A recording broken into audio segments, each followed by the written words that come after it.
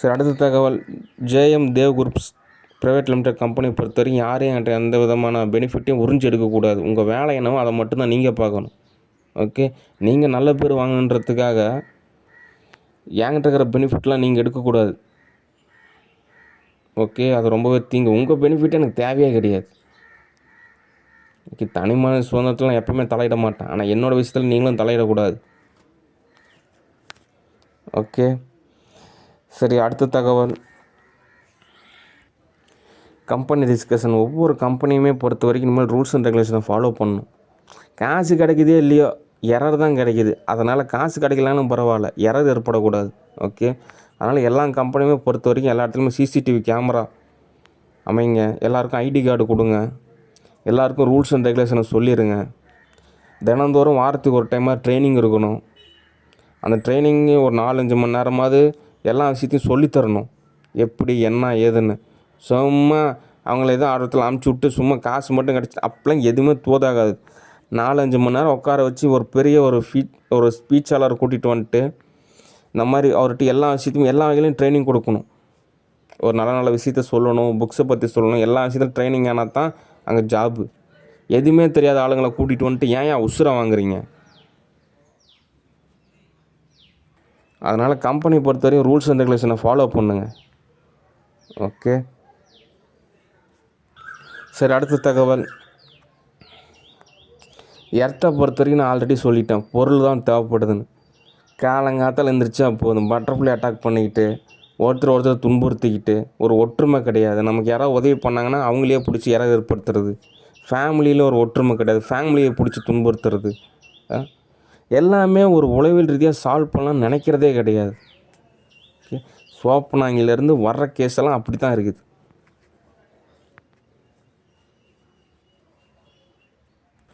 அதனால் நமக்குள்ளே ஒரு ஒற்றுமை தேவை. சாதாரணமாக சால்வ் பண்ண வேண்டிய விஷயத்த ஏன் இவ்வளோ ரணப்படுத்துகிறாங்கன்றதான் எனக்கு ஒரு கொஸ்டினாக இருக்குது. ஓகே, அதனால் மிகப்பெரிய ஒரு போரையே சால்வ் பண்ணுறப்போ சாதாரணமான ஒரு விஷயம் அதை ஈஸியாக சால்வ் பண்ணணும். அது சால்வ் பண்ண விடாமல் அதை வந்துட்டு வெவ்வேறு வகையில் எரர் ஏற்படுத்துன்றது சரி கிடையாது. ஓகே, அதனால் இந்த உமன்ஸை பொறுத்த வரைக்கும் தேவையில்லாமல் பட்டர்ஃப்ளை அட்டாக் பண்ணுறது, தேவையில்லாம் மிங்கிள் ஆகிறதுலாம் நிறுத்திட்டு ரியாலிட்டியான லைஃப் ஸ்டைலுக்கு கன்வெர்ட் ஆகணும்.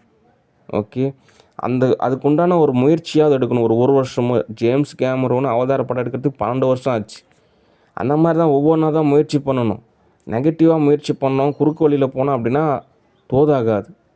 அது ஜெயிக்கிற மாதிரி இருக்கும், ஆனால் தோக்கிற மாதிரி ஒரு நிலை ஏற்படுத்திடும். அதனால் குறுக்கு வழின்னா ஒரு ரோட்டில் போகிற குறுக்கு வழி அது கிடையாது, அகநிலையில் சொல்கிறேன். அகநிலையை பொறுத்த வரைக்கும் ஒரு தீங்கான பாதையில் பயணிக்கக்கூடாது. அது சரியான தீர்வு தராது. சரியான பாதை பொறுமையானாலும் காலம் தாமதமானாலும் அந்த பாதையில் தான் பயணிக்கணும். அதனால் காலங்காத்தால் என்ன எதுன்னு புரியாமல் எப்போவுமே சரி இன்வால்வ் ஆகாதீங்க. முடிஞ்ச வரைக்கும் தள்ளி நில்லுங்க. நானே தோதாகிறப்ப கூப்பிடுவேன். ஓகே, அடுத்து ஒவ்வொரு நிகழ்வுக்குமே அது தகுந்த மாதிரியான ஒரு தீர்வை கண்டுபிடிக்கணும். ஓகே, அதுக்கு நிறையா பேரை கன்சல்ட் பண்ணணும், ஒரு சில இடங்களுக்கு ட்ராவல் செய்யணும், நிறைய விஷயம் தோது பார்க்கணும்.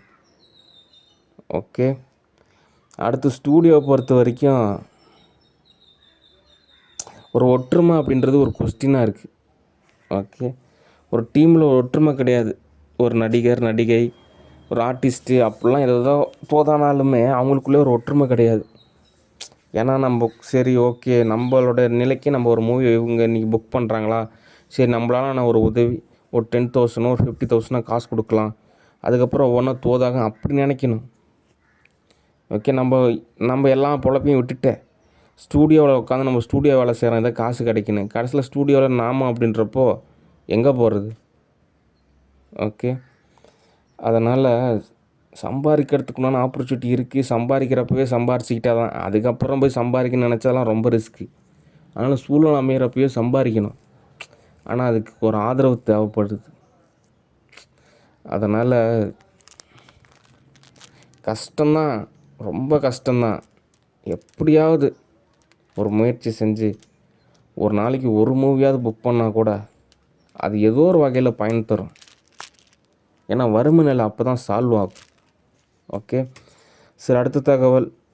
Elon Musk discussion. இனிமேல் கம்பெனி கொஞ்சம் கவனிக்கணும். டெய்லி ஒரு 1 ஹவராவது டைம் ஸ்பெண்ட் பண்ணால் தான் ஏதாவது நமக்கு உபயோகப்படுற மாதிரியான சூழல் அமையும். இல்லைன்னா வச்சுங்க எரர் ஆகிரும். அந்த எரர் ஆகிறதுக்கு நம்ம பல மணி நேரம் எல்லாமே தோது பார்க்குற மாதிரி இருக்கும். அதுக்கு பதிலாக இன்வெஸ்ட்மெண்ட்டாக நம்ம ஒன் ஹவர் இன்வெஸ்ட் பண்ணோம் அப்படின்னா அதனால் நமக்கு ஏதோ பெனிஃபிட் கிடைக்கிறதுக்கு நிறைய சான்சஸ் இருக்குது. அதனால் JM Dev groups private limited கம்பெனியை பொறுத்த வரைக்கும் தினந்தோறும் 1 ஹவர் ட்ரைனிங் அப்படின்றது மிகவும் அவசியம். அந்த 1 ஹவரில் தான் கம்பெனிக்கான உண்டான ஒரு நேரம். அந்த நேரத்தில் என்ன எது நம்ம கன்சல்ட் பண்ணணும். ஓகே, அப்படி ஒதுக்கினா மட்டும்தான் இது ஒரே நாளில் நம்ம அந்த வேலையை அப்படிலாம் செய்ய தேவையில்ல.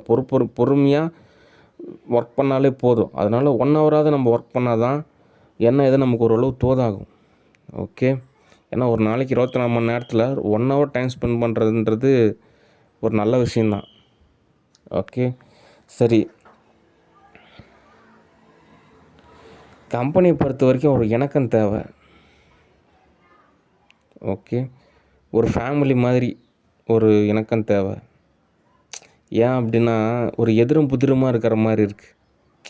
யாரோ முதலாளி, யாரோ சம்பளம் கொடுக்குறாங்க, யாரோ போகிறாங்க, யாரோ வர்றாங்க. நமக்கு அவங்களுக்கு சம்மந்தம் இல்லை. நம்ம ஏதோ வேலை செய்கிறோமா, சம்பளம் கிடைக்குதா, நமக்கு ஏதோ ஒன்று தோதாகுதா அப்படின்னு நினச்சிக்கிறாங்க. அப்படி தோதாகாது.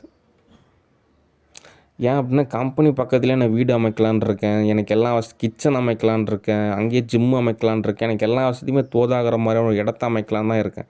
நான் தனித்தனியாக கம்பெனியை வகுத்து பார்க்குறது கிடையாது. ஓகே, அதனால் நமக்கு எந்த கம்பெனி தோதாகுதோ அந்த கம்பெனி மட்டும்தான் நம்ம தோது பார்க்கணும். நமக்கு தோதாகாத கம்பெனியை நம்ம நிராகரிச்சிடணும். அதுக்கு பதில் நம்ம புதுசாக ஒரு கம்பெனியை ஆரம்பிச்சிடலாம். நல்லா தரமாக கம்பெனி ஆரம்பிச்சிடலாம்.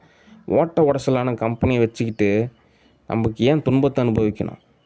அதனால் காசு செலவானாலும் பரவாயில்ல, ரிஸ்க் அதிகமானாலும் பரவாயில்ல, நல்லா தரமான கம்பெனியை உருவாக்கணும் அப்படின்னா நிறையா பெனிஃபிட்டு கிடைக்கும். ஓகே, அதனால் நம்ம இனிமேல் எல்லா விஷயத்தையும் கொஞ்சம் ஜாக்கிரதையாக இருக்கணும், உஷாராக இருக்கணும். எல்லாத்தையும் ஒரு முன்கூட்டியே எல்லா விஷயத்தையும் சால்வ் பண்ணுற ஒரு நிலையை ஏற்படுத்தணும். கடைசி நேரத்தில் போய் சிக்கலாகக்கூடாது.